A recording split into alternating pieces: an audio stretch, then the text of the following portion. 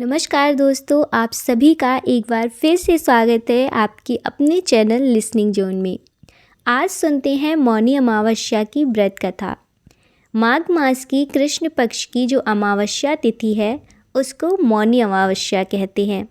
धार्मिक मान्यताओं के अनुसार मौनी अमावस्या के दिन गंगा नदी का जल अमृत के समान होता है और कहा जाता है कि इसमें स्नान करने से आपके सभी पाप मिट जाते हैं और मोक्ष की प्राप्ति होती है। इस दिन देवतागण जो होते हैं वो पवित्र संगम में निवास करते हैं, इसीलिए इस दिन गंगा स्नान का विशेष महत्व होता है।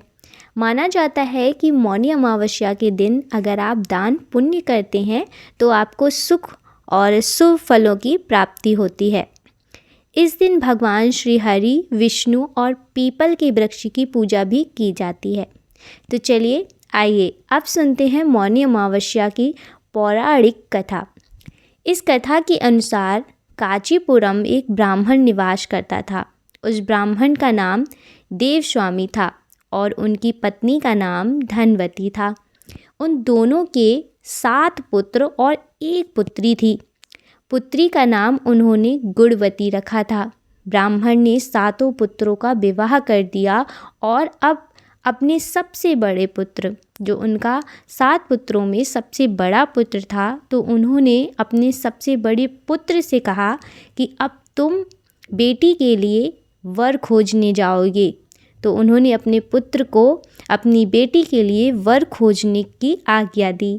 जब ब्राह्मण का बड़ा बेटा वर खोजने गया तब एक पंडित ने उन्हें बताया कि जो गुणवती है, जो तुम्हारी बहन है, उसकी जन्म कुंडली में सप्तपति होने का यानी कि विधवा होने का योग है। यह सुनकर वह ब्राह्मण चिंतित हो गया और उसने इस वैधव्य दोष के निवारण पूछा। उन्होंने कहा कि हे ब्राह्मण, अगर किसी को दोष लगता है या अगर किसी के लिए कुछ बुरा होता है तो उसका निवारण भी अवश्य होता है, तो आप कुछ निवारण इसका अवश्य ही बताइएगा। इस पर पंडित ने बताया कि सोमा का पूजन करने से उसके वैधव्य दोष का निवारण हो सकता है। पंडित ने बताया कि सोमा जो है वो एक धोबिन है और वह सिंगल द्वीप पर रहती है। पहले सोमा को प्रसन्न करो और गुणवती के विवाह से पूर्व उन्हें यहाँ बुला लो। अब ब्राह्मण का बेटा अपनी बहन को लेने गया और अपनी बहन को लेकर सिंघल द्वीप जाने के लिए सागर तट पर चला गया। सागर पार करने की चिंता में दोनों एक पेड़ की छाया में बैठ गए। उस पेड़ पर एक घोंसला बना हुआ था। उस घोंसले में गिद्ध का परिवार रहता था। उस समय घोंसले में सिर्फ गिद्ध के बच्चे थे। दोनों भाई बहन गिद्ध के बच्चों की क्रियाकलापों को देख रहे थे। शाम हुई तो गिद्ध के बच्चों की जो माँ थी वो उनके लिए भोजन लेकर आईं। बच्चों ने भोजन नहीं किया और अपनी माँ से कहा कि माँ, ये 2 प्राणी सुबह से भूखे प्यासे पेड़ की छाँव में बैठे हैं। जब तक वो दोनों कुछ नहीं खा लेते तब तक हम भी कुछ नहीं खाएंगे। बच्चों की बात सुनकर उस माँ को दया आ गई और ममता के वशीभूत गिद्ध माता उन दोनों के पास गई और बोली, मैंने आपकी इच्छाओं को जान लिया है। अब इस वन में जो भी फल फूल कंदमूल मिलेगा मैं उसे आपके लिए ले आती हूँ, आप भोजन कर लीजिए। उन दोनों ने गिद्ध माता को बताया कि वह सिंघल द्वीप पर सोमा धोबिन के यहाँ जाना चाहते हैं। गिद्ध माता ने कहा, मैं प्रातःकाल आपको सागर पार करा दूंगी और सिंघल द्वीप पर सोमा धोबिन के पास भी पहुँचा दूंगी। वो दोनों भाई बहन माता की सहायता से सोमा के यहाँ जा पहुँचे। वो दोनों नित्य प्रातः उठकर सोमा का घर झाड़ कर दीप दिया करते। एक दिन सोमा ने अपनी बहुओं से कहा कि हमारा घर कौन ऐसा है जो हमारा घर लीप पोत कर जाता है और इसे कौन लीपता है।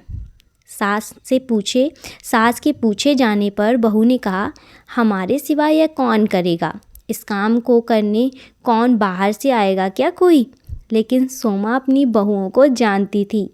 वह जानती थी कि यह सब काम नहीं करती हैं। सोमा को उनकी बातों पर विश्वास ही नहीं हुआ। एक दिन इस रहस्य को जानने के लिए वह सारी रात जागी और उसने कहा, आज तो मैं ये पता लगा कर रहूँगी कि सुबह सुबह मेरे उठने से पहले मेरे घर में आकर कौन सफाई करता है, कौन लिपाई करता है। तो इस रहस्य को तो मैं आज जानूंगी। तो इसीलिए सोमा रात भर जागी और उसने जाकर सब कुछ अपनी आँखों से देख लिया और वह जान गई कि ऐसा कौन करता है।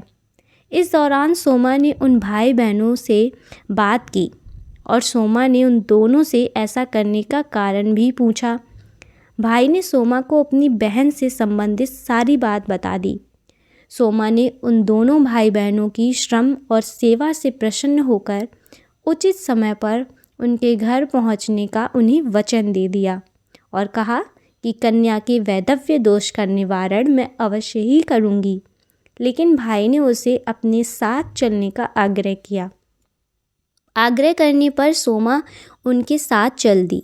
चलते समय सोमा ने अपनी बहुओं से कहा कि अगर मेरी अनुपस्थिति में किसी का देहांत हो जाए तो उसके शरीर को नष्ट मत करना, मेरा इंतज़ार करना। इसके बाद सोमा उन दोनों भाई बहनों के साथ कांचीपुरम विवाह का कार्यक्रम जो है वहाँ पहुँची और फिर वहाँ पर विवाह का कार्यक्रम तय हो गया। सप्तपति होते ही उसका पति मर गया। सोमा ने तुरंत अपने संचित पुण्य का फल गुणवती को दे दिया और इससे तुरंत ही उसका पति जीवित होकर उठकर बैठ गया। सोमा अपने घर चली गई। उधर गुणवती को पुण्य का फल देने से सोमा के पुत्र जमाई और पति की मृत्यु हो गई। सोमा ने पुण्य फल संचित करने के लिए मार्ग में पीपल के वृक्ष की छाया में श्री हरि विष्णु का पूजन किया और उसकी 108 परिक्रमाएं लगाईं, जिसके पूरा होने पर उसके परिवार के मृत जन जीवित हो उठे। तो यह थी आज की मौनी अमावस्या की कथा। आपको यह कथा कैसी लगी है? ये कथा ज़रूर बताना कि आपको इससे क्या सीख मिली है और ये कथा आपको कैसी लगी। इसी के साथ मैं मिलती हूँ नेक्स्ट वीडियो में। अगर आपको ये कथा अच्छी लगी हो तो कमेंट बॉक्स में ज़रूर बताएं और लोगों के साथ इस वीडियो को ज़्यादा से ज़्यादा शेयर करें। मैं मिलती हूँ नेक्स्ट वीडियो में। तब तक के लिए जय श्री राम, जय माता दी।